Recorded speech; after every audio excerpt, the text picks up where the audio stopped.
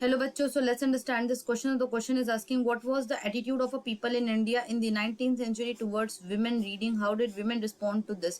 मतलब कि people का attitude क्या था 19th century में women reading के प्रति और women ने इसके लिए कैसे respond किया. तो अगर हम बात करें इसकी की कंसेप्ट की तो इसका की कंसेप्ट होगा impact of print culture and women. तो अगर हम बात करें विमेन एंड कंजर्वेटिव की, तो जो मतलब कंजर्वेटिव हिंदूज थे वो ये बिलीव करते थे कि अगर लड़की पढ़ेगी और लिखेगी तो वो जल्दी विडो हो जाएगी. और कंजर्वेटिव मुस्लिम्स ये फियर करते थे कि अगर गर्ल जो है वो हमारा उर्दू रोमांसेस पढ़ेगी तो वो करप्ट हो जाएगी.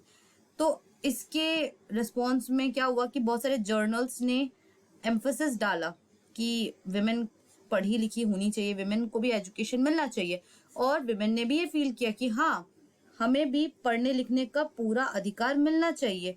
तो उन्हें पढ़ाई लिखाई में एक इंटरेस्ट पैदा हो गया. तो इससे क्या हुआ कि इससे जो लिटरेसी रेट थी विमेन की उस टाइम के कंपैरिजन में वो आपका इंक्रीज हो गई.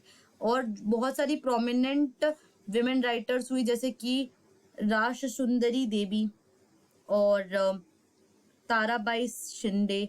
तो इन्होंने क्या किया, इन्होंने आपका बहुत सारे आर्टिकल्स लिखे, बुक लिखे और उसमें बताया कि जो विमेन की लाइफ होती है वो कैसे होती है, कि उन्हें पढ़ने लिखने नहीं दिया जाता है, उन्हें आगे बढ़ने से रोका जाता है कई जगहों पे.